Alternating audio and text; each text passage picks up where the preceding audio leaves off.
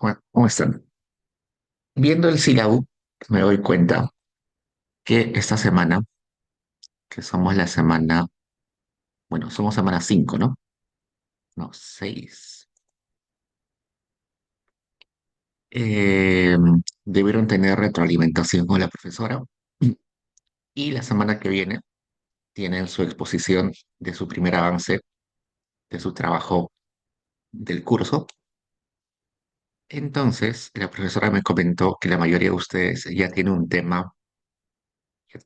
tema elegido, pero les falta pulir un poco, sobre todo en acotar su tema, en ver si existe alguna base de datos disponible, si existe literatura.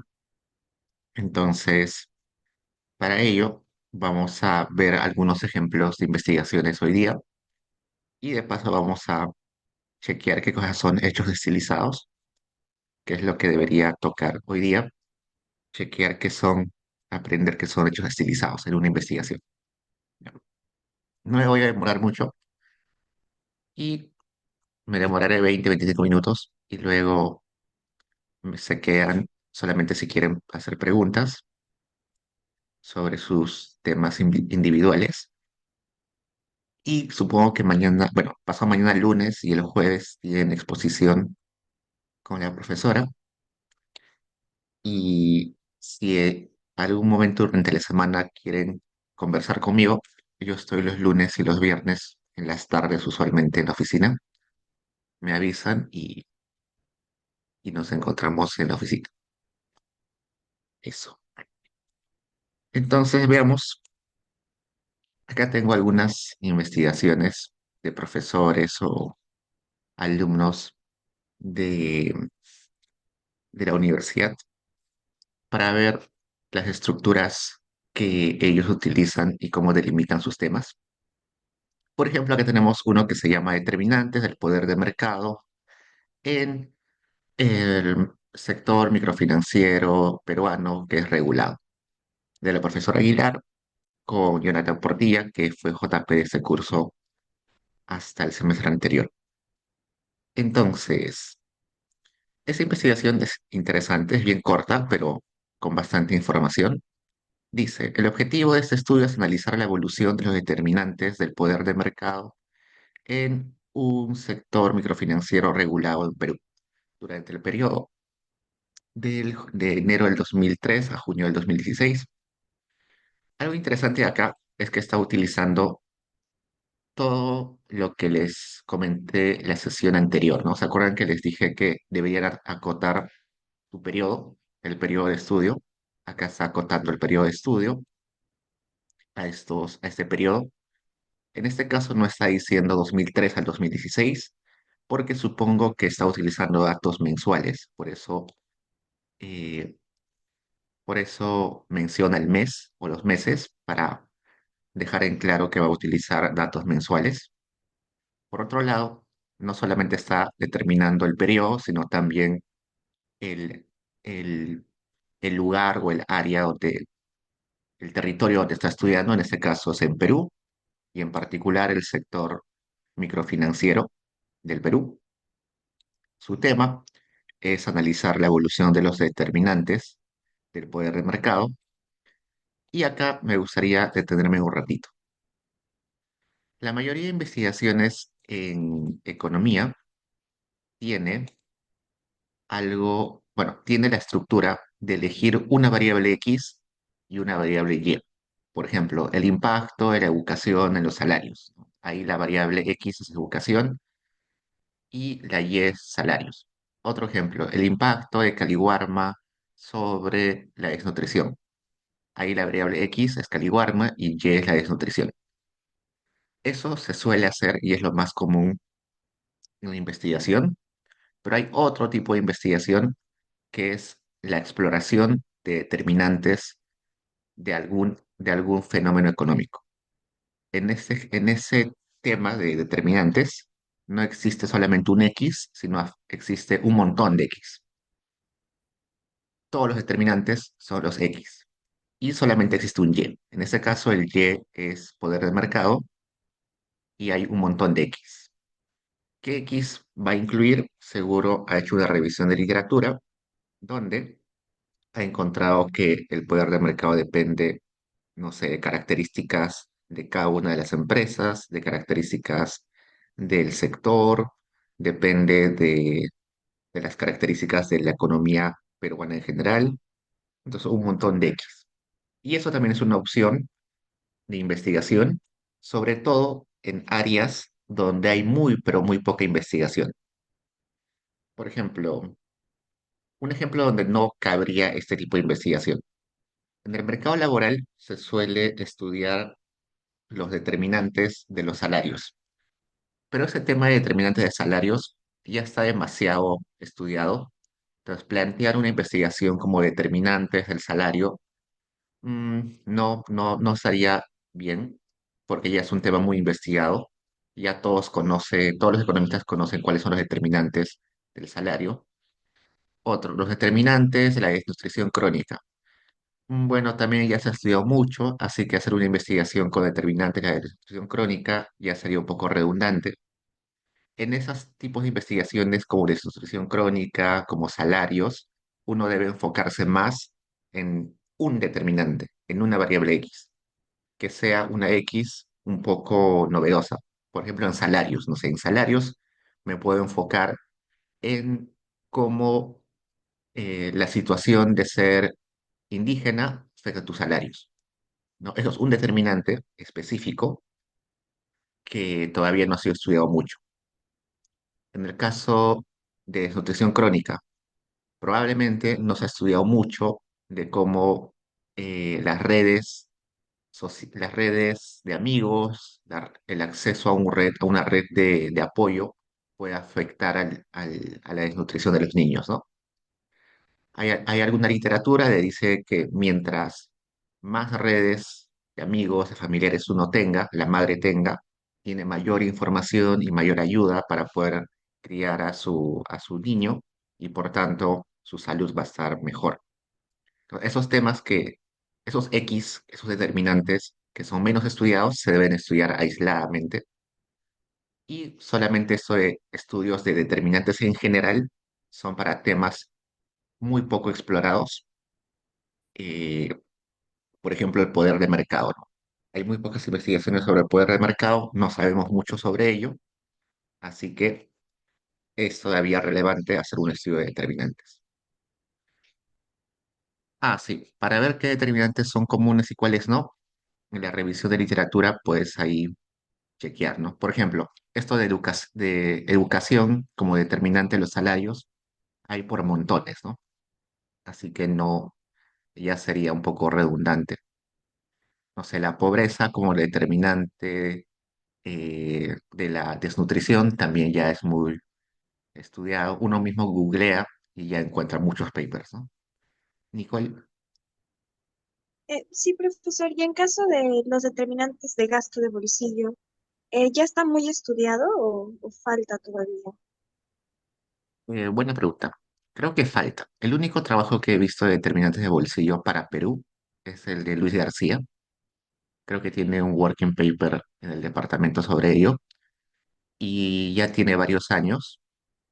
Y a pesar que tiene varios años, yo siento que esa investigación de García no está del todo completa. Hay muchas cosas que se podrían explorar en ese trabajo de Luis García. Seguro has visto acá en documentos de trabajo, gasto de bolsillo. ¿No? El gasto de bolsillo, para los que no saben, es eh, cuando nosotros nos enfermamos, algunos tienen seguro privado, otros tienen SIS, otros tienen ayuda de sus familias, pero el gasto de bolsillo solamente se refiere a lo que finalmente yo destino de mi presupuesto mensual a costear gastos de enfermedades, ¿no? No sé, si voy, no sé, a la clínica porque me dio una tos, probablemente no me va a costar la cita porque lo cubre el seguro. Si voy al hospital, probablemente la cita no me cueste porque lo va a cubrir el Estado, pero sí o sí, en algún momento tengo que gastar mi pasaje, tengo que gastar, comprar algún medicamento. ese gasto que yo hago finalmente de mi recurso propio es el gasto de bolsillo. Y en teoría, en un país desarrollado, un país avanzado, ese gasto de bolsillo debería ser el mínimo posible, ¿no? En países que tienen protección social, que tienen salud gratuita, todo el gasto en salud lo asume el Estado y uno ya no gasta, ¿no? Ya no tiene gasto de bolsillo. Solamente en casos ya extremos, en aspectos de la salud que son menos importantes, como, no sé, dentistas o medicina, no sé, plástica, esas cosas como que sí no cubre en otros países, pero lo básico de gasto de bolsillo debería ser cubierto por, por el gobierno, ¿no? Entonces, en este paper que nos carga de Luis García, que creo que es el único, hay otros también por ahí que he visto, pero no están, no están bien explicados. Este, por ejemplo, que es el 2010 al 2014, que es ¿de quién es esto? Ah, este, por ejemplo, no me parece una investigación muy seria. Creo que el único serio que existe en ese tema es el de García, que por alguna razón no carga. Y esa investigación de García siento que se quedó corta, se puede todavía ampliar con datos más recientes, con literatura más reciente. Entonces creo que todavía hay un espacio para hacer ese estudio de determinantes en gasto de bolsillo. Ya cuando ese tema se vuelva muy conocido, probablemente ya uno tenga que enfocarse en un solo determinante para su investigación, ¿no? Pero por el momento está bien hacer esto de gasto de bolsillo. Ya no carga, lamentablemente. Entonces acá la profesora hizo este estudio de determinantes porque el poder de mercado es muy poco estudiado, al menos en Perú. Dice, nosotros estimamos, nuestra estimación calcula un índice de Lerner convencional y también un índice de Lerner, de eficiencia de Lerner ajustado, usando información de panel de instituciones microfinancieras. Eso está interesante. En muchas investigaciones no utilizan solamente una forma de medir tu fenómeno económico, sino varias formas. Ejemplo, cuando ustedes estudian obesidad en economía, la obesidad tiene diferentes formas de medir. Está el estándar de la OMS, hay un estándar de los países europeos, hay un estándar que recomienda Estados Unidos. Hay diferentes tipos de estándar de cómo medir la obesidad. ¿Por qué? Porque la obesidad básicamente depende de si superas un umbral o no superas un umbral. Se saca cuál es tu peso que corresponde a tu talla y usualmente se dice que si estás por dos desviaciones estándar o tres desviaciones estándar por encima de lo médicamente recomendado, ya tienes obesidad. Eso es un tipo de medida de, de obesidad que se basa en el peso según tu talla y con un punto de corte. Eso es la recomendación de la OMS, pero hay otras. Entonces, cuando uno estudia obesidad, debe utilizar diferentes formas. Cuando uno estudia anemia, la anemia se mide según la desviación estándar del nivel de hemoglobina que uno tiene en la sangre. Y también hay un punto de corte. Ese punto de corte es un poquito arbitrario, así que hay otras recomendaciones que te dan de otras formas de medirlo. Entonces, cuando uno estudia un fenómeno que usualmente no es medible de forma rápida, sino que hay varios estándares, debe utilizar al menos dos estándares, ¿no? Ya que utiliza dos formas de medir el poder del mercado. Estos resultados confirman que no existe, eh, que no existe ineficiencia de los mercados financieros, que no se puede determinar que hay poder de mercado, que se está subestimando el poder de mercado que se subestima el poder de mercado si se utiliza algunas medidas. Ambos índices se reducen desde el 2014, lo que indica que la regulación de los mercados, de las empresas financieras, eh, ha funcionado. Empezando en 2015, el poder de mercado significativamente crece. En adición a esto, la elasticidad de la demanda de las microfinancieras ha caído el riesgo de default, el riesgo de dejar de pagar. Y algunas de estas empresas han empezado un proceso de fusión. Y acá, finalmente, estas empresas financieras que están focalizadas o localizadas en un solo área, tienen un poder de mercado grande, ¿no? Tiene sentido, ¿no? Hay empresas financieras pequeñas que solamente se especializan en un territorio. Por ejemplo, hace poco Crerinca, que ha quebrado, bueno, la SBS la ha intervenido hace unos días, hace una semana. Esa microfinanciera, por ejemplo, solamente funcionaba en el sur del Perú, estaba muy localizada en un área y como estaba localizada en ese área tenía un poder de mercado bastante fuerte ahí. Listo, entonces eso es básicamente la investigación y acá, aprovechando que estamos en esto,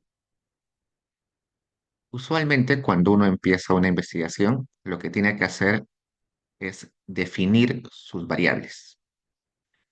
Acá está definiendo qué es poder de mercado y para ello claramente debe definir qué es competencia, porque un supuesto de la competencia perfecta era que no había poder de mercado. Entonces, que exista este poder de mercado es una violación de la competencia perfecta y eso lo explica. Está poniendo los conceptos de poder de mercado. También seguro está explicando cuáles son las formas de medir el poder de mercado y luego pasa a explicar los determinantes. Seguro hace una revisión exhaustiva de qué determinantes ha sido recogidos en la literatura y luego va a los facts, a los hechos. Estos facts usualmente aparecen como facts. Acá le han puesto stylized facts, pero en la mayoría de papers solamente aparece como facts. Eso que son factos, eh, son hechos estilizados. Es decir, los hechos estilizados es mostrar que cómo está la situación actual de, eh, de mis variables. En ese caso, su variable importante es poder de mercado. Entonces, en esa parte de los facts, lo que debería mostrar uno es cuál es el poder de mercado hoy, qué empresas eh, hay en el Perú en este mercado, cómo se dividen el mercado estas empresas, cómo ha evolucionado es el poder de mercado en esta parte del mercado de microfinancieras. Entonces acá está describiendo qué tipos de unidades financieras existen: cajas de ahorro, cajas municipales, entidades financieras, EDIPYMES, y acá les pone datos, ¿no? Datos de cómo es la situación de este mercado. Y acá le dice el total de préstamos y acá el total en crecimiento, ¿no? Tasa de crecimiento y acá en millones de soles, de dólares. Y claramente la cantidad de millones prestados ha crecido un montón, aunque el crecimiento se ha ido reduciendo un poco, ¿no? Entonces, simplemente están mostrando los datos que existen. Acá está un gráfico sobre los tipos de microfinancieras. Acá está un gráfico sobre el índice de Lern, el índice HI, que es también un índice de concentración de mercado, y acá le dice que en el 2015 hubo un aumento significativo del poder de mercado. En toda esa parte de los hechos, de los facts, en ninguna parte el autor hace algún tipo de estimación. No hay ninguna estimación, no hay ninguna correlación, no hay ninguna regresión, no hay ningún test de hipótesis, no. Lo único que haces es mostrar la situación de tu variable o de tus variables. En este caso está mostrando la situación de, de las empresas financieras, la cantidad de préstamos en soles, su crecimiento, y acá una medida de poder de mercado. Eventualmente, en este paper no va a utilizar esa medida de mercado, va a utilizar otra, pero eso ya lo va a hacer en la parte de metodología. Y en la metodología, primero va a empezar a estimar su X, bueno, su Y, el índice de Lerner. Luego, bueno, acá está el índice de Lerner convencional, el otro índice de Lerner debe estar acá, explicando las ecuaciones. Luego, una vez que calcula su índice de Lerner, ahora nos pone la ecuación, la regresión, donde va a explicar la concentración de mercado, que es el índice de Lerner, mediante estas demás eh, variables. Toda esa parte todavía no la vamos a ver nosotros, eso ya viene después, pero la idea es de que cuando estén armando su investigación sigan esa estructura. Primero empiecen definiendo sus conceptos, luego recojan literatura para saber cómo interactúan las variables, cuáles son los canales por los cuales las variables se afectan unas a otras, luego ver qué cosa ya han investigado otros autores y luego ver los datos, los hechos, los factos que uno encuentra sobre esas variables. En este caso, los hechos, los factos que está mostrando la profesora son solamente sobre el poder de mercado, sobre las empresas financieras. Pero si ustedes tendrían una investigación donde tienen un solo X y un solo X, probablemente sería interesante también poner hechos o factos de esa variable X, ¿no? Por ejemplo, si estoy estudiando el efecto de Caliwarma sobre desnutrición, entonces ahí debería poner los hechos de Caliwarma y también debería poner los hechos sobre desnutrición. En el caso de Caliwarma debería poner eh, cuál es la cobertura de Caliwarma, a cuántos niños atiende, en qué regiones atiende, cuál es la composición de los desayunos, cuánto se gasta en los desayunos, cómo ha crecido la cobertura de Caliwarma en el tiempo, ¿no? Esos son los hechos sobre Caliwarma. Y por otro lado, los hechos sobre desnutrición crónica, ¿no? ¿Cuál es el porcentaje de niños con desnutrición crónica actualmente? ¿Cómo ha ido evolucionando la desnutrición crónica en los últimos años? ¿En qué departamentos está la mayor cantidad de desnutrición crónica? ¿Qué más? Mm, ¿En qué edades de niños se, se incrementa o hay mayor porcentaje de desnutrición?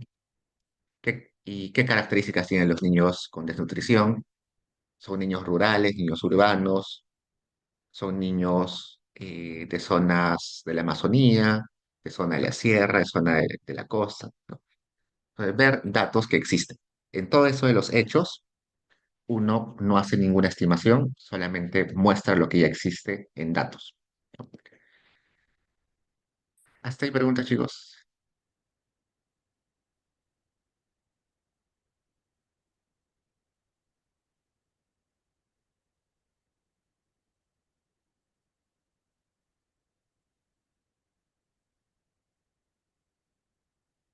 Ahora veamos otra. Esta sí es una variable, pero esta es una investigación más cercana a esta estructura de un solo X y un solo Y. Porque acá me dice el COVID y el alza de la inseguridad alimentaria de los hogares rurales en Perú durante el 2020-2021. Acá el X es COVID y el Y es inseguridad alimentaria. Entonces solamente hay un X y y un Y. Eh, Algo que llama la atención es que de frente ya define el periodo. También, según la sesión anterior, teníamos que definir el periodo. En este caso está un poquito más claro porque habla de COVID, así que debe tomar los años del COVID. Está definiendo que solamente va a estudiar a los hogares rurales en el Perú, no va a estudiar los hogares urbanos, probablemente porque los autores en su revisión de literatura se han dado cuenta de que los hogares urbanos tienen una dinámica muy distinta los hogares urbanos y los hogares rurales tienen una dinámica muy distinta en consumo, ¿no? Porque en los hogares rurales hay mucho autoconsumo, la gente produce lo que va a consumir o hace o intercambia bienes, ¿no? En una comunidad campesina, uno produce papas, consume parte de su producción y el resto lo intercambia por otros productos. El porcentaje de productos que lleva al mercado es bastante pequeño. Esa es una característica de la economía rural peruana. Es una economía de autoconsumo, de autosubsistencia, una producción familiar, mientras que el consumo en el sector urbano ya es un consumo que prácticamente solamente es de mercado, ¿no? Si yo quiero almorzar hoy día, no voy a consumir nada de lo que yo he producido, sino voy a ir al mercado y voy a comprar, ¿no? Entonces, es muy distinta la dinámica y por eso seguro solo se enfocan en uno de ellos. Leamos un poquito.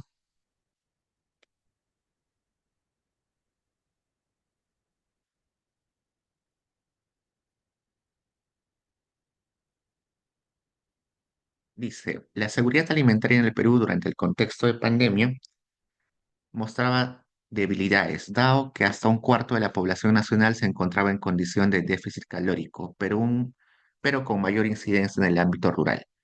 Con el inicio de la pandemia, el Perú se posiciona como uno de los países con mayores niveles de inseguridad entre la población.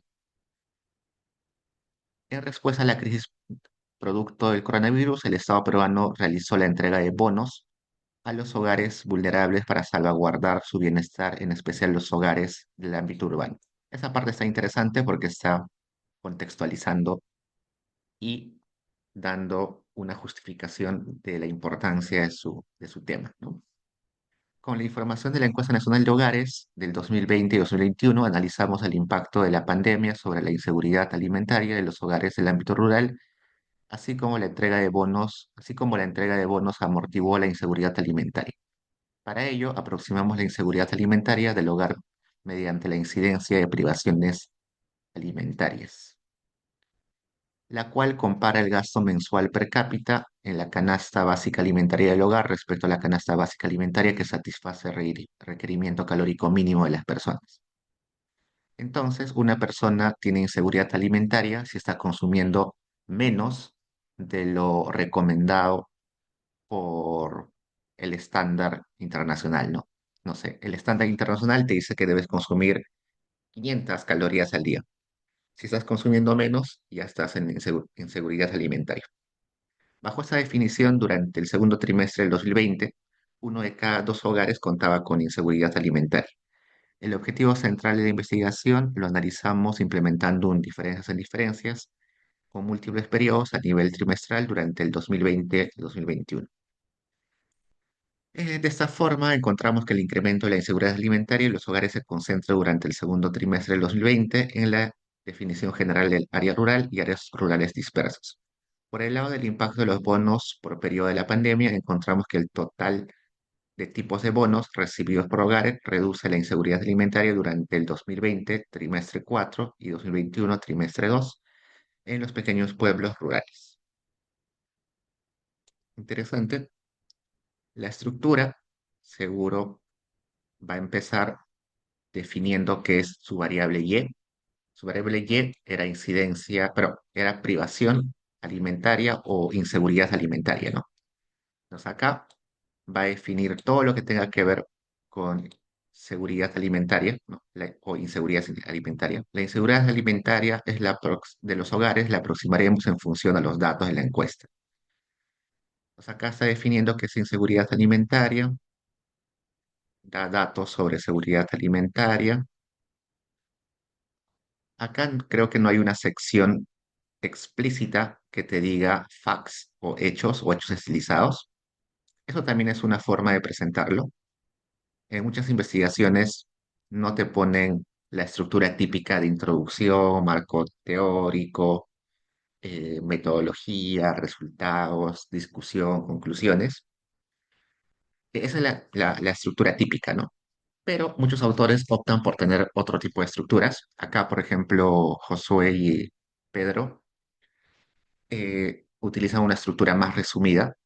Solamente hay una introducción. En la introducción solamente están contextualizando, seguro están definiendo un poquito, explicando su metodología. En esa parte de incidencia está un poquito el marco teórico y a la vez están poniendo los facts, los hechos. Acá la evolución de la incidencia de privación alimentaria, que solamente son datos del INEI. Acá incidencia de privaciones alimentarias según área urbana y rural. Acá separado por departamentos, por regiones. Acá separado por estratos. El estrato se refiere a cuán grande es la localidad donde uno vive. Acá, por ejemplo, debe estar Lima, porque Lima es una ciudad con más de 500.000 habitantes. Somos millones, más de 10 millones. Entonces, Lima debe estar acá, en una ciudad grande. Estas acá, acá abajo, que son las más pequeñas, son comunidades o localidades con poca población, que se consideran rurales. Entonces, eso también son simplemente datos, hechos que ya están medidos. Acá está separado por eh, porcentaje de miembros dependientes del hogar y por años. Acá está la privación alimentaria según hombres y mujeres. Acá está según la edad del jefe de hogar. Acá está según el sector donde trabaja el jefe de hogar. Acá está según el tamaño de empresa donde trabaja el jefe de hogar. Entonces, todo eso es simplemente datos, hechos, factos. Entonces, en este ejemplo, ha descrito los hechos estilizados, no le ha puesto el nombre, pero están los hechos estilizados de inseguridad alimentaria.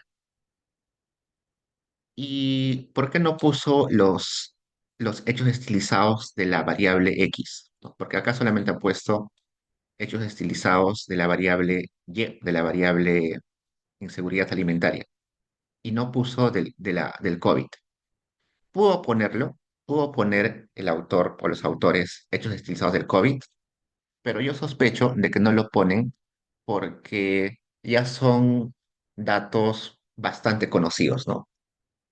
¿Qué serían hechos estilizados del COVID? Ver cuándo empezó el COVID, ver la cantidad de contagios y muertos en los diferentes meses, ver la cantidad de contagios y muertes en los diferentes departamentos, ver la cantidad de muertes y contagios separado por hombres, mujeres, por tipo de hogar, ¿no? Entonces, esos serían hechos estilizados sobre el COVID. Pero, como les digo, sospecho que no lo ponen porque ya los autores asumen que ya son datos de uso, de uso público, que todos ya lo pueden encontrar con facilidad, ¿no? En el caso de ustedes, si están estudiando COVID, sí pueden ponerlo. Acá, cuando uno hace investigaciones en documentos de trabajo o en papers, lo que uno trata de hacer es hacer una investigación lo más corta posible, ¿no? Acá se dan cuenta que tiene 36 páginas. El paper de la profesora que les mostré hace un rato tiene 32 páginas. Y eso que son 32 páginas, incluyendo los anexos, incluyendo la bibliografía, incluyendo algunas tablas adicionales, ¿no? Es bien poquito. Inclusive las investigaciones más top del mundo tienen 7, 8 páginas.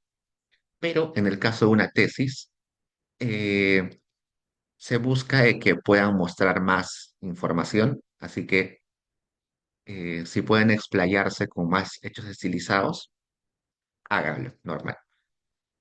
Solamente que no se excedan, ¿no? Tampoco es una cuestión de poner todos los hechos estilizados que encuentren. Tienen que poner solamente lo que es relevante para justificar su hipótesis. ¿Qué más? Les iba a decir algo más. Ambas investigaciones que les he mostrado tienen estructuras un poquito distintas, ¿no? Ese documento de trabajo ni siquiera tiene una sección que diga marco teórico, no hace una descripción del marco teórico exhaustivo. Acá el paper de la profesora Aguilar tiene una estructura más estándar, tiene su marco teórico, está más ordenado. ¿Cuál de los dos es mejor? En realidad, los dos están bien, solamente que los autores eligen la estructura dependiendo de cómo ellos crean que es más eficiente contar la historia que quieren contar. Porque finalmente una tesis, una investigación, un paper es contar una historia.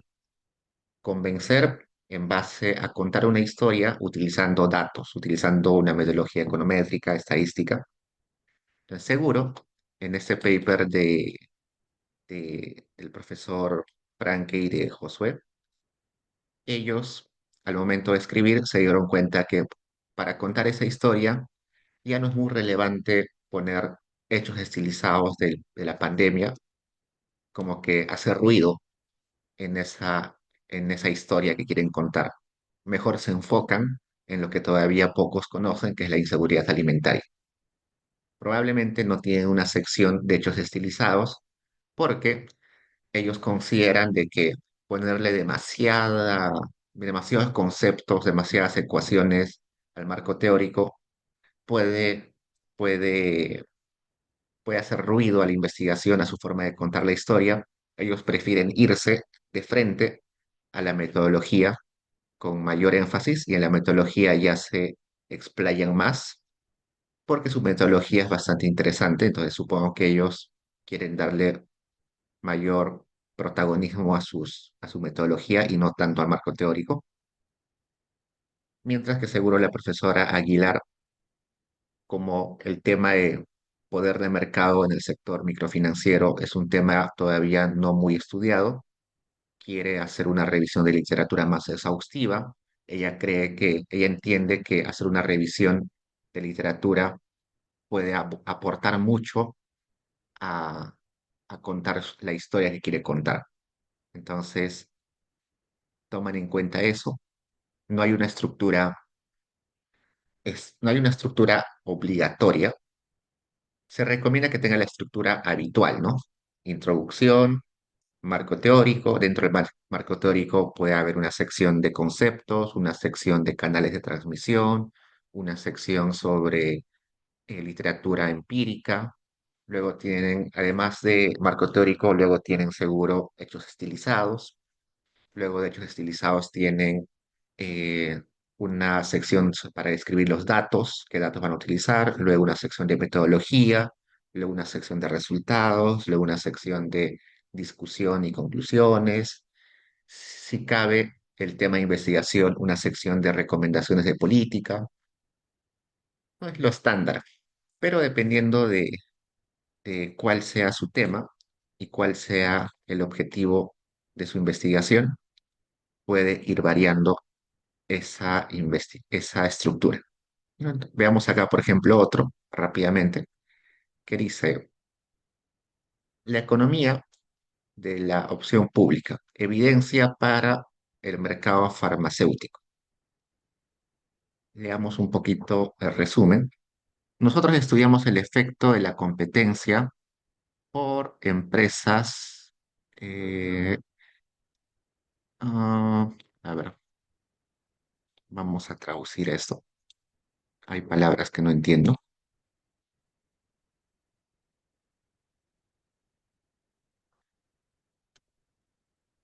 Dice, estudiamos los efectos de la competencia entre empresas estatales que aprovechan la entrada descentralizada de farmacias públicas a los mercados locales de Chile.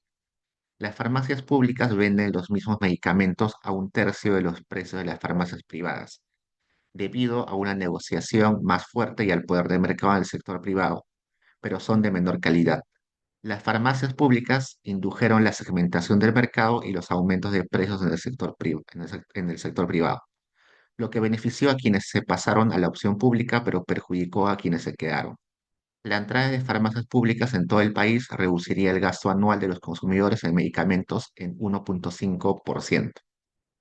Interesante, lo que me está diciendo es que en Chile empezó a entrar farmacias públicas con fuerza y eso hizo que el mercado de medicamentos se segmentara. Mucha gente solamente prefería el mercado privado de farmacias porque confiaba en la calidad de de los medicamentos en la farmacia privada, y otro grupo se iba solamente a las farmacias públicas porque en las farmacias públicas era barato, a pesar de que no eran de buena calidad, los medicamentos eran baratos. Entonces los que querían calidad se iban al privado, los que sí querían precio mínimo se iban al público. Y esa segmentación de mercado benefició a los que no tenían mucho para gastar, porque los precios bajaron drásticamente, pero perjudicó a aquellos que sí o sí preferían calidad, porque empezaron a pagar precios altos. Entonces, interesante investigación para Chile. Veamos, veamos qué estructura tiene.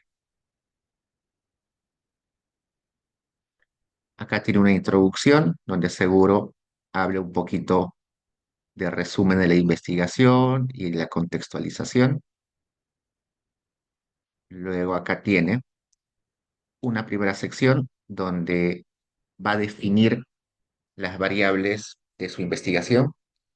¿Qué variables había? Habría la variable X, que era la presencia de empresas farmacéuticas, de farmacias privadas, públicas, perdón, y su Y probablemente sean precios de medicamentos, competencia de farmacias, poder de mercado de farmacias.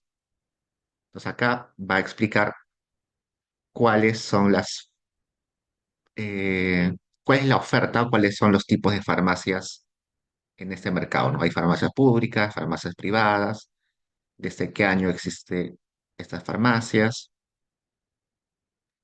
cómo determinan los precios de las farmacias, ¿ya? Y nada más, sumamente rápido. Y luego se va de frente a los datos. Datos, metodología, y ya está. Entonces, esta investigación literal no tiene marco teórico y tampoco tiene hechos estilizados. ¿Por qué?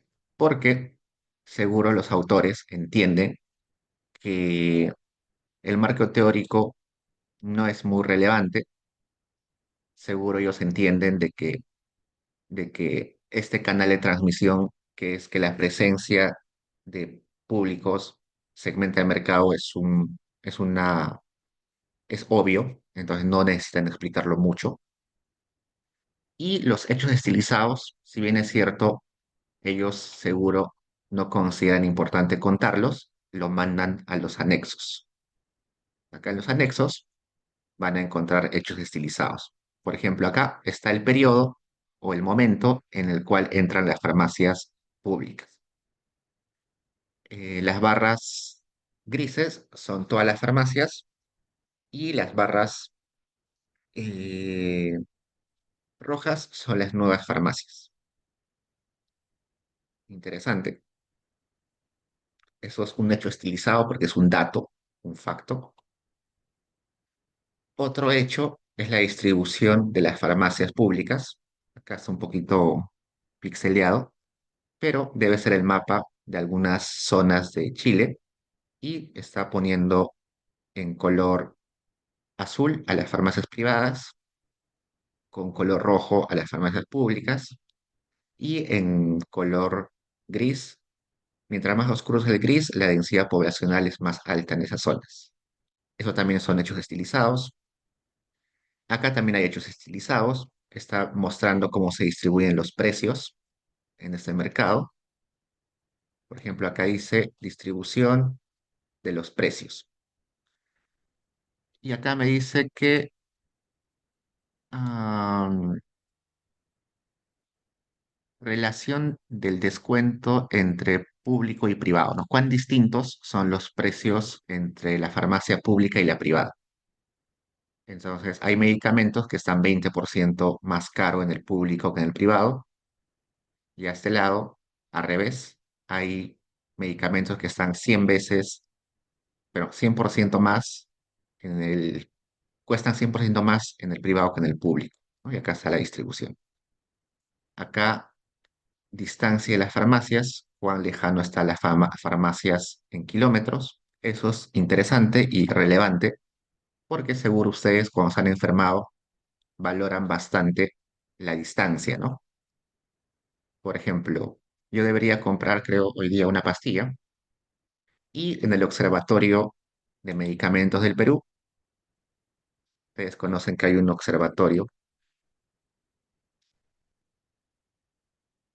de precios de medicamentos del Perú, donde uno puede ver los precios de todas las farmacias y boticas del Perú y decidir dónde comprar. Pues, por ejemplo, yo quiero comprar, no sé qué se me ocurre, duloxetina, ya se me ocurre, cualquier medicamento. Quiero comprar duloxetina y acá puedo seleccionar que quiero comprarlo en Lima, en cualquier farmacia de Lima, en la provincia de Lima. Buscar. Y me sale, acá voy a ordenar por precio, que el menor costo de la duloxetina en Lima está en la farmacia de la Clínica San Gabriel, donde cada pastilla está a un sol 75. Si me voy al más caro, el más caro está en la botica Faval a 2,50. Pero si quisiera comprar esta más barato, resulta que esa farmacia está en... ¿Dónde está? Ah, está en... ¿Dónde está? El distrito de San Miguel, Avenida La Marina, 2945. Lamentablemente estoy muy lejos de ahí, me voy a demorar mucho tiempo, así que probablemente compre la pastilla en un local más cercano a un precio más alto. Entonces la distancia es muy importante, el medicamento sobre todo, variedad de medicamentos acá y evolución de la participación de mercado de las farmacias públicas. Hasta ahí, todo esto son hechos, factos, pero como el autor se quiere enfocar principalmente en su metodología y no tanto en el marco teórico ni en los hechos estilizados, lo manda al anexo, pero de todas formas lo pone ahí. Entonces, son diferentes estructuras, las tres que les mostré, y ustedes se recomienda que utilicen la estructura habitual, que es la que sigue la mayoría de tesis, ¿no? Que es la que les conté, que es más ordenada. Pero eventualmente, cuando hagan otras investigaciones, ustedes pueden elegir cómo hacerlo. Preguntas, chicos.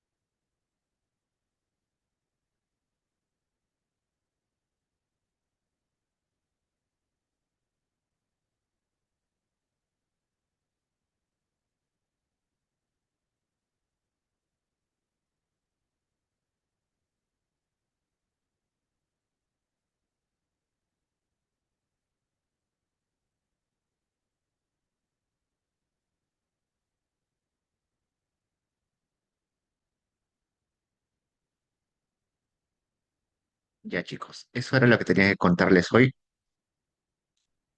Recuerden que esta semana tienen su exposición y si necesitan ayuda durante la semana, me escriben nomás y ya nos vemos la siguiente semana, donde vamos a ir con ese tema de cómo elaborar hechos estilizados, es decir, de dónde descargar esos datos, cómo presentarlos, hacerlos en Excel, hacerlos en Stata, hacerlos en Python, en cuál es mejor, ver sus datos y aprender a seleccionar un poquito qué gráficos, qué tablas poner en mi paper, en mi tesis, porque no es conveniente poner todo, ¿no? Solo hay que seleccionar lo más importante. Ok, chicos, eso es todo por hoy. Yo me quedo un rato acá por si alguien tiene preguntas sobre sus temas. Y si no, ya nos vemos la siguiente semana.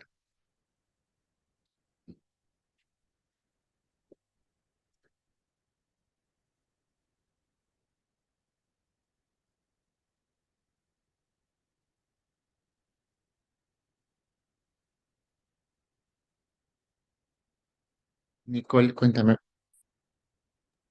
Sí, profesor, buenas tardes. Mire, profe, yo cambié de tema porque al inicio estaba haciendo sobre las MIPYMES y su valor de exportación, pero la profesora me dijo que no hay muchos datos. Entonces, al final decidí cambiar de tema y ahora quiero hacer sobre el gasto de bolsillo en salud, Ujú. ¿no? Encontré yo también ese paper del profesor García y lo pude leer y lo que él hace es añadir, o sea, dice que se han hecho estudios en diferentes países, pero lo que él hace es añadir si pertenecer al seguro de salud afecta en algo al gasto de bolsillo y también si tienes un familiar COVID, si esto afecta al gasto de bolsillo. O sea, eso es lo Ujú. que él hace. Pero, pero no sabría, en primer lugar, no sé cómo él lo haya, él simplemente, no sé cómo él haya el gasto de bolsillo, cómo lo pondera o si existe alguna estadística que te la dé, porque él dice que él usa el ENAO, y él dice que usando los datos del módulo salud, dice que ahí ya sale la información de, de cuánto se gasta, de cuánto se gasta en salud. Sí. El, lo bueno de la ENAO es que ya las variables de gastos e ingresos ya te las da trabajadas. Tú ya no tienes que estimarlas. En la base de datos, para cada familia ya se ha calculado el gasto en salud. ¿Por qué? Porque en el módulo sumaria de la ENAO se clasifican los gastos en 12 categorías. La categoría uno es gasto en alimentos dentro del hogar, la categoría 2 gasto en alimentos fuera del hogar, la categoría 3 debe ser en vestimentas, la categoría 4 en transporte y movilidad, creo, y así. Clasifica los gastos, ya los calcula, y una de esas categorías es gasto en salud. Entonces ya está calculado, tú no lo tienes que hacer. Claro, que tienes que descargar la ENAO y ahí ya aparece el gasto para cada uno de los hogares en el módulo sumario. Ah, ya.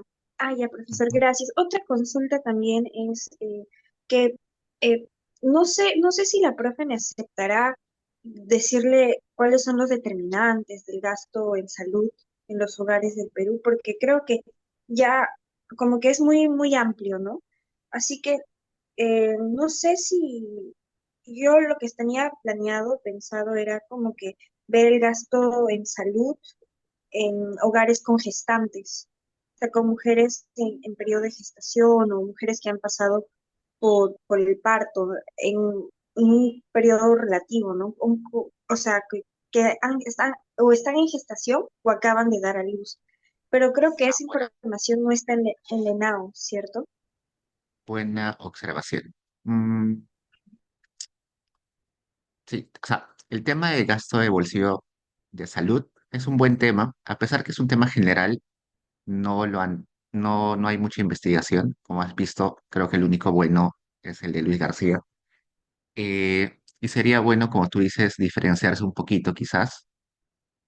Y sí, bueno, a mí se me ocurre diferenciarlo, no sé, por género, diferenciarlo por área urbano-rural, diferenciarlo por si es adulto mayor o no es adulto mayor, diferenciarlo por, no sé, rangos etarios, es decir, rangos de edades, diferenciarlo por tamaño de hogar, por presencia de mujer gestante, como tú dices, puede ser una opción.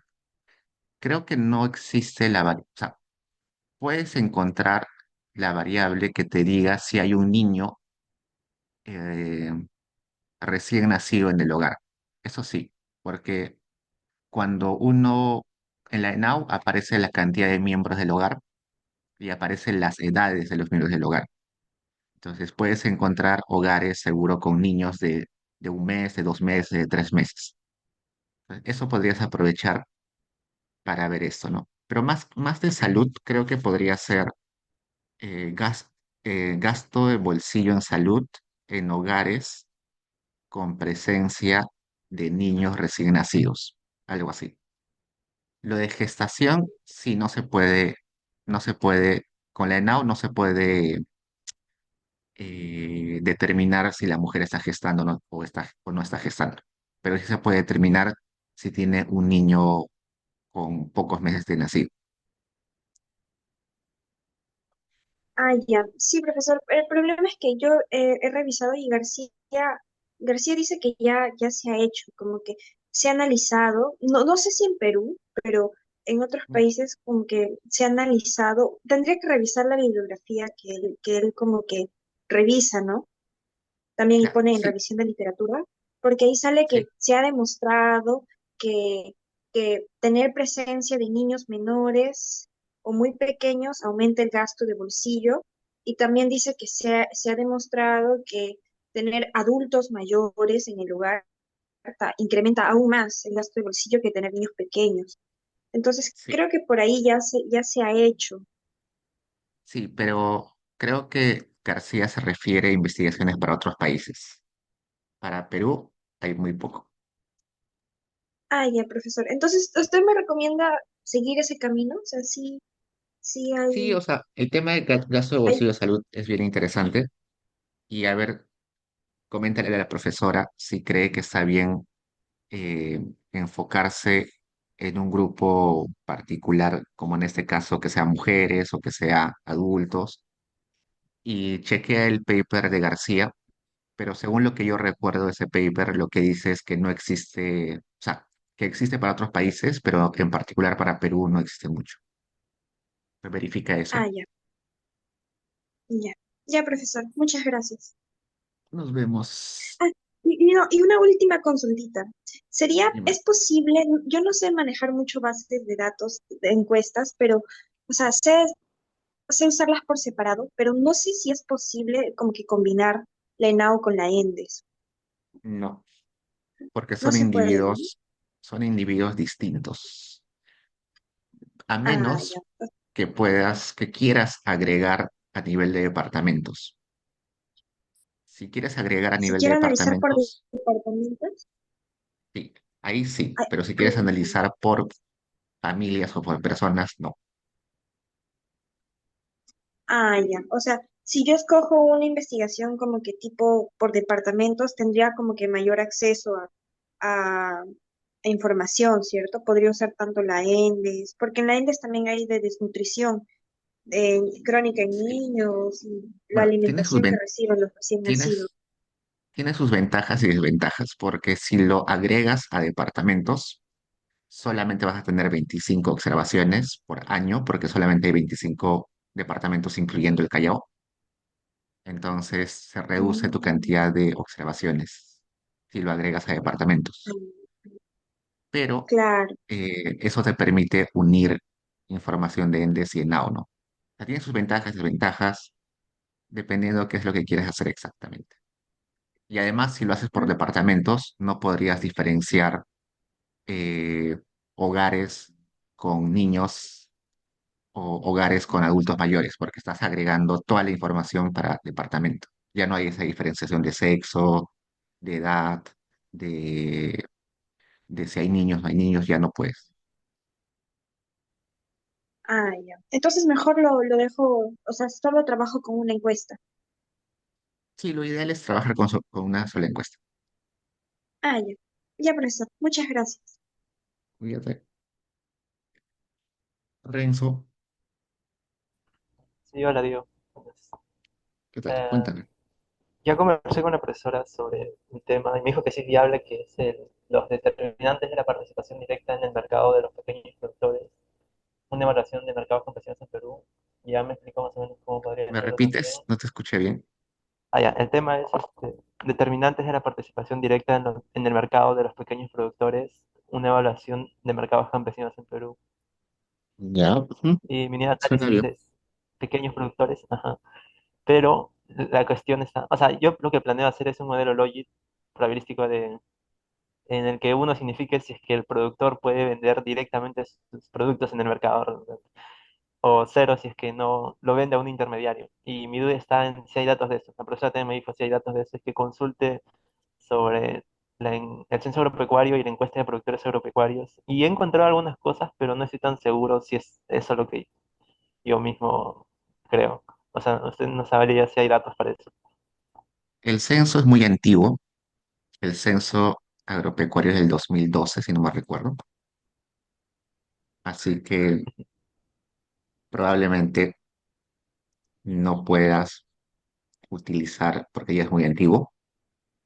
Pero por otro lado tienes la ENA, que es la Encuesta Nacional Agropecuaria, que si bien es cierto, se hace anualmente.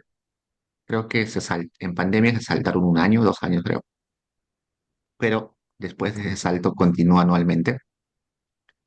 En esa encuesta, la mayoría de hogares, pero la mayoría de, de unidades productivas son familias. Muy pocas de esas unidades productivas son empresas. La mayoría son familias. Y sí hay la opción de encontrar qué productos produce, a cuánto vende, dónde vende, si autoconsume, si lo lleva al mercado, si hace trueque. También aparece ahí. ¿Podría ayudarme También, con eso, no? ¿Te digo? O sea, ¿cómo podría entrar? No sé. No soy mucho de eso. O sea, no conozco mucho eso. bueno, yo no he trabajado mucho con la encuesta nacional agropecuaria, pero acá en Microdatos del INEI tienes consulta por encuestas y acá está la encuesta nacional agropecuaria. Está 2016, como te conté, hubo un año que no se realizó, el 2020, por pandemia no se realizó. Y acá está anual. La ENA es una encuesta un poquito difícil de trabajar, por eso casi no la he utilizado. ¿Por qué es difícil? Porque para estudiar la dinámica del sector agropecuario, en particular del agro, de la producción de cultivos, se tiene que diferenciar unidad productiva, que la mayoría son hogares. Esa unidad productiva tiene, eh, tiene parcelas, que son las chacras. Cada parcela tiene su cultivo y cada cultivo tiene su cosecha. Eso es lo que hace difícil trabajar con esa base de datos. Te voy a poner acá. En la ENAU, por ejemplo, tú tienes hogares, o sea, en la ENAU tú tienes módulos donde cada observación son hogares, otros módulos donde cada observación son personas. Por ejemplo, el módulo sumaria de la ENAU está a nivel de hogares. Cada fila es un hogar. El módulo 500, que es el módulo de ingresos y trabajo, está a nivel de personas. Cada fila es una persona. Y todos los módulos en la ENAO o están a nivel de hogares o están a nivel de personas. En el caso de la ENA, tienes unidades agropecuarias. Algunos módulos están a nivel de unidades agropecuarias, es decir, hay módulos que están en unidades agropecuarias. ¿Qué son unidades agropecuarias? Pueden ser familias que producen, pueden ser empresas grandes, también pueden ser microempresas, pueden ser, eh, ¿qué más? Empresas pequeñas, pueden ser también, no sé, a veces hay cooperativas, se juntan un grupo de personas y producen juntos, y así. Unidades agropecuarias hay de varios tipos. Hay otros módulos de la ENA que están a nivel de parcelas. ¿Por qué? Porque cada unidad agropecuaria posee parcelas. ¿Qué son parcelas? Son las chacras, los terrenos donde produce. Cada parcela se divide en cultivos. ¿Por qué? Una parcela, supongamos una parcela, una chacra de 2 hectáreas, las 2 hectáreas no la vas a sembrar solamente con el mismo producto. Puede ser que en esa chacra una partecita la cultives para papa, otra partecita de la chacra la utilices para producir habas y la otra parte para producir pasto. Entonces, cada parcela se divide en cultivos y cada cultivo se divide en cosechas. ¿Por qué cada cultivo se divide en cosechas? Porque cuando uno produce, por ejemplo, papa, no es que va a cosechar la papa de una sola, toda la papa que sembró. Primero saca, no sé, la papa, la mitad de la papa, no sé, 100 kilos de papa. Luego de unas semanas cosecha otra parte de la papa, unos 200 kilos de papa. La siguiente semana cultivo o cosecho las habas, 200 kilos. Entonces, esa es la dificultad con la ENA y con la CENAGRO en general. Hay módulos que están a nivel de unidades agropecuarias, hay módulos que están a nivel de parcelas, hay módulos que están a nivel de cultivos, hay módulos que están a nivel de cosechas. Y uno tiene que, cuando entra acá, diferenciar. Por ejemplo, este módulo inicial está a nivel de unidades agropecuarias. Este de acá también está a nivel de unidades agropecuarias. Este de acá está a nivel de cosechas. Está a nivel de, este es a nivel de cultivos, si no me recuerdo. Entonces, cada uno de estos tiene diferentes niveles de observación. Uno puede descargarlo en Stata acá, Mm. y por eso es un poquito difícil trabajar con esto. De todas formas, si tú vas acá en documentación y buscas la encuesta nacional agropecuaria,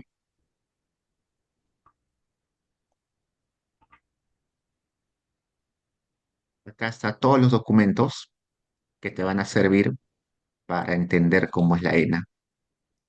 Por ejemplo, el documento más importante es la ficha técnica. En la ficha técnica te va a explicar para qué sirve esta encuesta, cuáles son los objetivos de la encuesta, cuáles son el nivel de inferencia, qué módulos existen, qué módulo está acá, a qué nivel de observación está cada módulo. Este es como el documento más importante para entender una encuesta. Y además están acá el diccionario, por acá debe estar el diccionario de, de la encuesta para saber qué preguntas se hacen, cuáles son las respuestas posibles para cada pregunta. Entonces, esta es otra opción, trabajar con esto, con esta encuesta. Acá está, este es el cuestionario que se le hace a las unidades agropecuarias.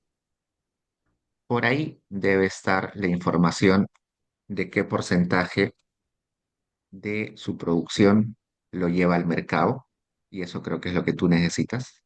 Acá dice, la venta Ajá, de su producto fue para el mercado local, para el mercado regional, para el mercado exterior, para la agroindustria, para llevarlo al mercado de Lima, lo vendió a un acopiador, lo vendió a un mayorista, a un minorista, a una cooperativa, a una empresa industrial, lo vendió directamente al consumidor final. ajá, ahí está, eso es lo que quería, gracias. Ujú. Entonces, chequea eso. Además, en la ENAU hay un módulo sobre productores agropecuarios, que es más chiquito, pero quizás te puede servir. Acá en la ENAU, vamos a ver, ENAU actualizada. Acá hay un módulo que se llama producción agrícola. En ese módulo solamente se encuesta a aquellos hogares que se dedican a la producción agrícola y aunque hay información más limitada, no hay mucha información como la ENA, sí hay la pregunta de si vende al mercado o no vende al mercado. Entonces también puedes chequear ese módulo. Mm, ya. Sí, gracias, gracias, Diego. Ese es lo que quería. Esa era mi duda. Entonces, sí puedo trabajar ese tema por lo que veo. Sí se puede. Ya, gracias, Diego. Ok, nos vemos.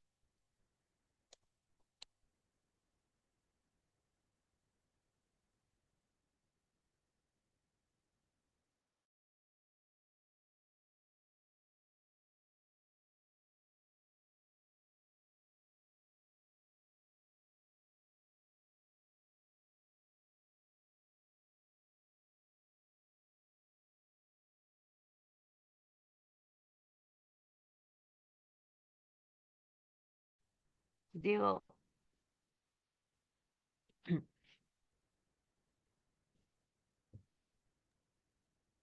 Ya. Diego, ¿me escuchas? Sí, Liz. Un poquito abajo te Sí. escucho. Ya, ya. Ahora sí, Sí, cuéntame. ya. Yo escogí de mi tema maternidad adolescente del desarrollo de capital humano de los hijos. Con ese paper de salud y cognición infantil de Children Having Children.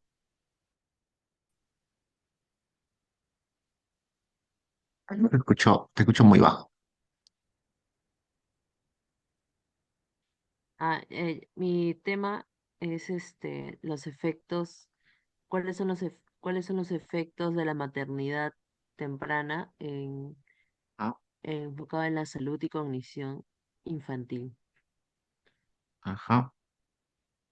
De, el paper es de John Leaves, ay, no me acuerdo. Children Having Children es el paper. Children Having Children. Early Motherhood, Offspring, Human Capital in India. Y, ¿Quieres eh, aplicar para Perú?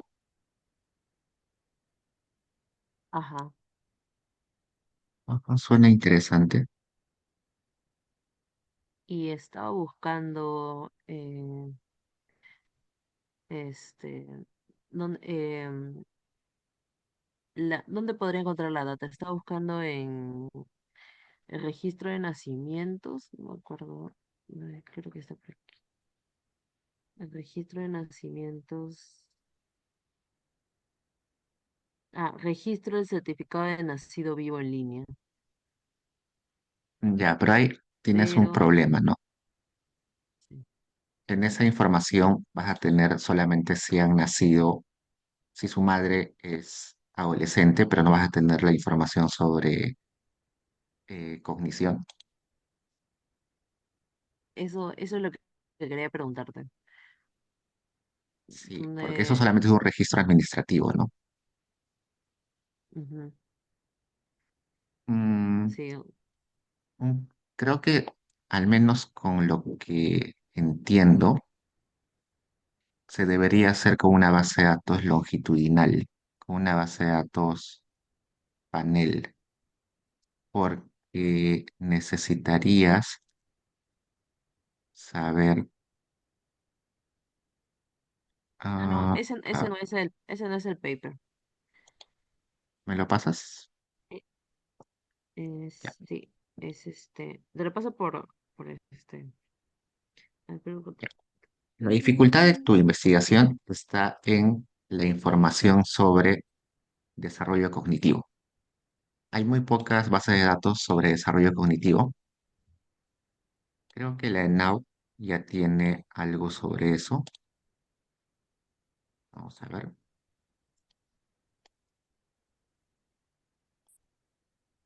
¿Dónde está? Ya le pasé por el chat. Ya acá. A ver, vamos a ver si acá hay algo sobre eso.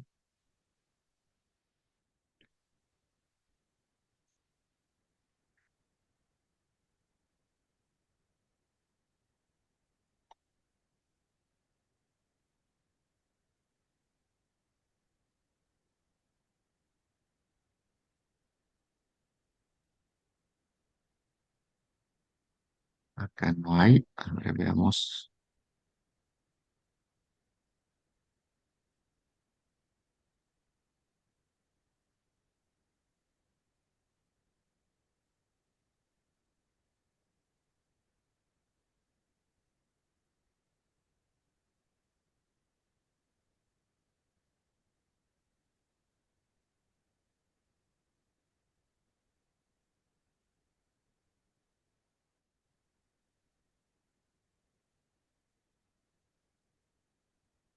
Se me perdió. A ver, ¿dónde está?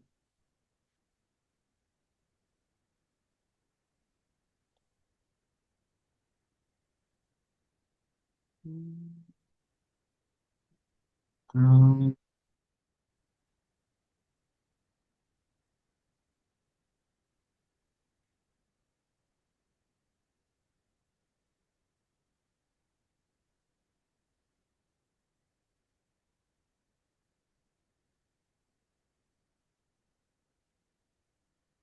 Según lo que veo, no hay nada sobre cognición en la ENAU. Pensé que había, pero parece que no. Ni en la ENDES. El único que se me ocurre es Niños del Milenio. En Niños del Milenio sí hay variables sobre cognición. Hacen un test a los niños. Por ejemplo, a los que tienen 1 año, 2 años, les hacen test de respuesta de colores, respuesta sobre, sobre respuesta a estímulos, a varias pruebas psicológicas para ver su nivel de respuestas, su mm, respuesta cognitiva. ese es. Ujú. A ver, veamos.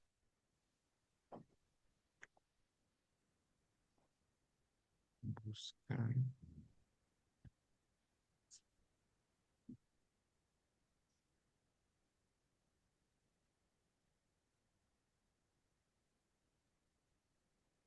A ver, utiliza Niños del Milenio. Niños del Milenio, como ya les conté en alguna sesión, también se levanta para el Perú, así que puedes utilizar la misma base que ellos, ¿no? Solo que esta base de datos eh, la trabaja muy poca gente. La trabaja la gente de Grade. Creo que Juan León está bien, bien familiarizado con esa base de datos. ¿Quién más? Rentería también ha trabajado estos datos. ¿Quién más? Juan León. Alan Sánchez también ha trabajado esto.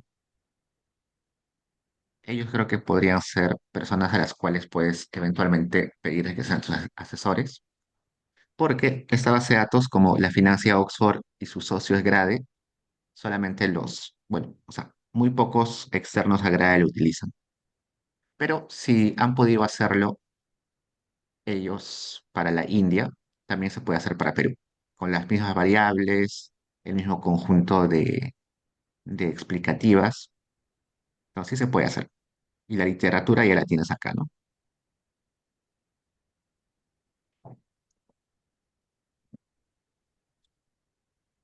Mm,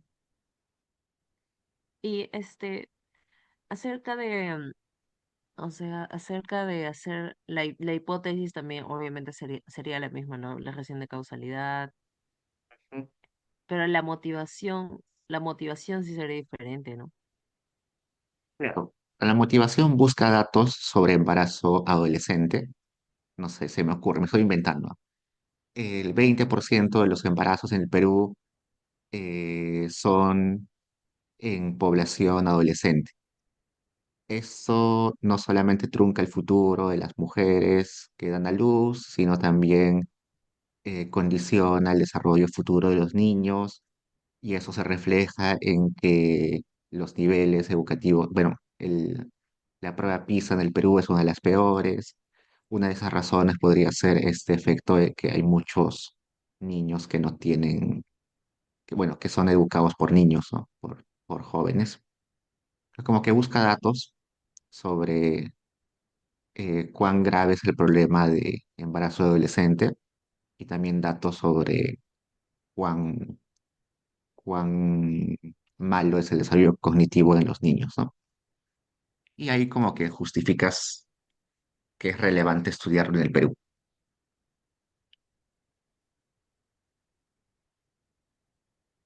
Lo justifico con la gran cantidad de jóvenes embarazadas. Ujú, O sea, le pongo una estadística de la cantidad de embarazadas, porque eso le había puesto por el profesor. ujú. Pero, no sé, Básicamente es me decía algo, justificación. me decía, o sea, en mi corrección de la primera entrega me dijo que, o sea, que tenía que, se trata de motivar el tema de investigación en contexto académico, y no, Claro. no, O sea, esa no le parte seguía de, o preguntando esa parte. sea, lo que entiendo es que tienes que explicar por qué crees que es importante estudiar esa relación, ¿no? Decir, se me ocurre, probablemente lo que te diga aparezca acá, ¿no? Decir, eh, ya sé a lo que se refiere la profesora. La profesora lo que está diciéndote es que tienes que motivar este tema en un contexto académico económico.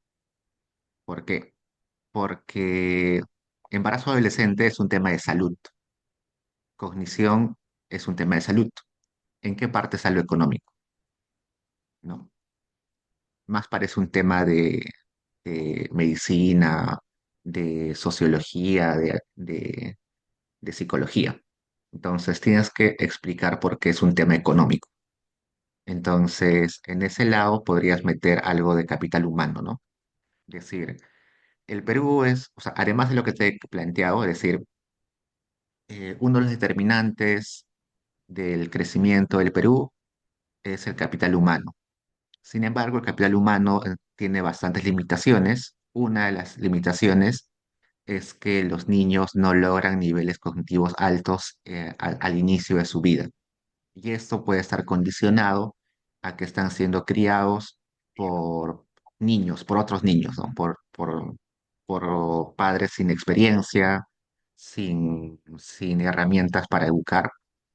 Entonces, una forma de motivar el crecimiento económico en el largo plazo es también motivar el capital humano y una forma de ello es resolver este problema donde son niños los que están criando otros niños y eso no debería ser así, ¿no?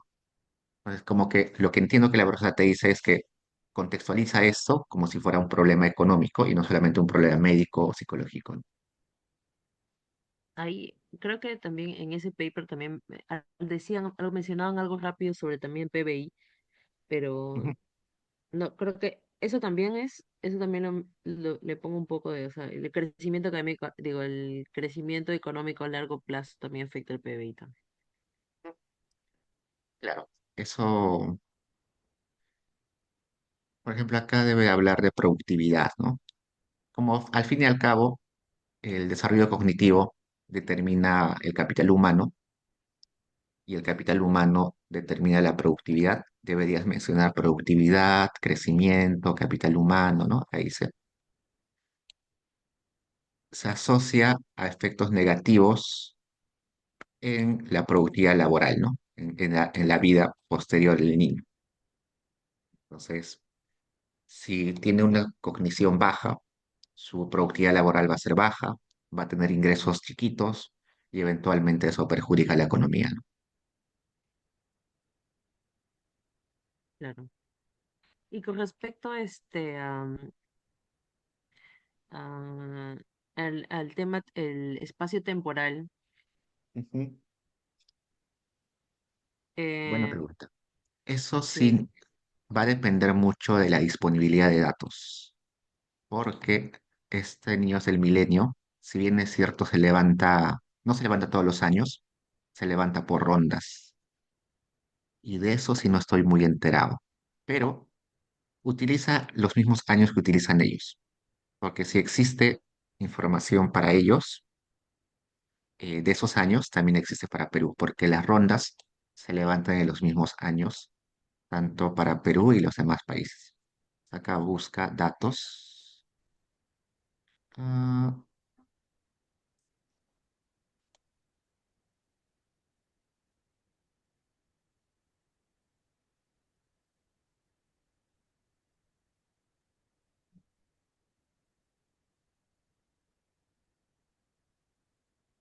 ah, ah, ah.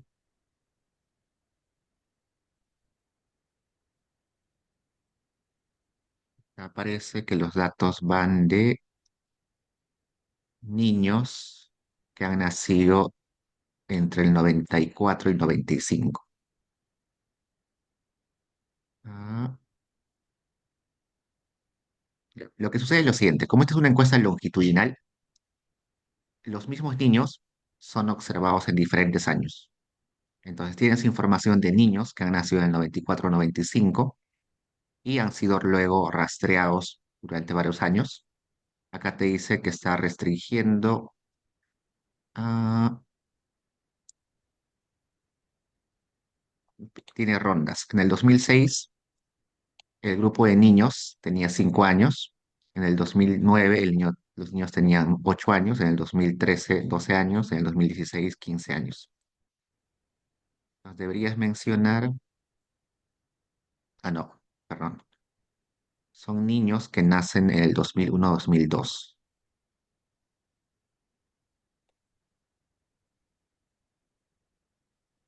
Sí.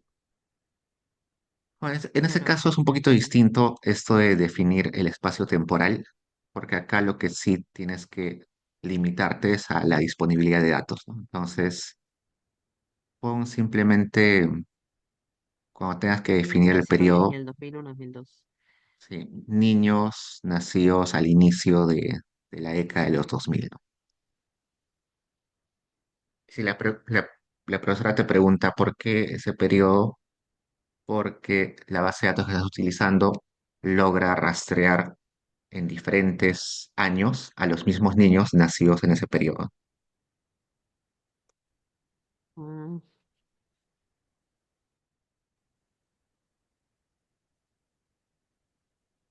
Eso sí, eventualmente si te quedas con ese tema, con anticipación trata de aprender un poquito cómo manejar esa base de datos. Yo la he utilizado una sola vez y para algo muy puntual, pero sé que como está partido por rondas, la base de datos es un poquito desordenada. Entonces toma su tiempo ordenarla, crear las variables. ¿No? Es muy rica la base de datos en información, pero es un poco desordenada. Entonces yo que tú como que con anticipación voy aprendiendo a manejarla.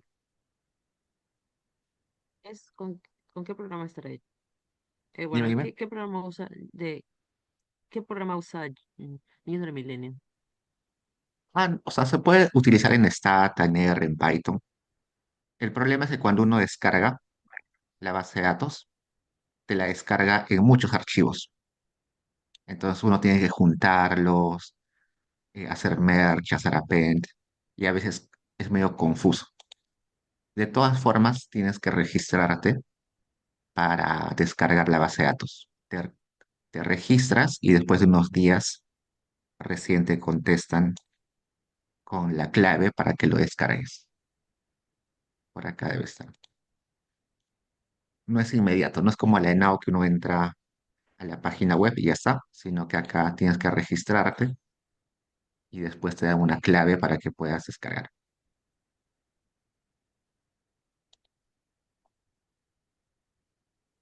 Y si no mal recuerdo, Grade hace anualmente un curso para enseñar a utilizar esta base de datos. No sé si la siguen haciendo, lo más probable es que la sigan haciendo. Vamos a poner taller ah, niños del milenio.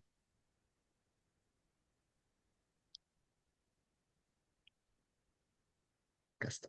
Taller metodológico 2024. Convocatoria, bueno, este fue en febrero, ¿no? Seguro para el siguiente año también va a haber otro donde puedes ir, ¿no? Y es gratuito, solamente tienes que tener un tema de investigación. Si les dices que tu tesis va a ser con esta base de datos, Niños del milenio. Mm. te van a, te van a aceptar en el taller, ¿no? Estate atento a ese taller, si te quedas con cita. Esto lo voy a necesitar más para tesis uno, ¿no? Ujú. Y como te cuento, como es un poquito difícil para que aprendas con anticipación. Mm, mm. Gracias, Diego. Sí, bueno, sí, sí me está gustando bastante el tema. Ujú. Sí, es Creo bien que lo más interesante. probable es que me quede con ese tema. Ya, ok. Sí, está interesante.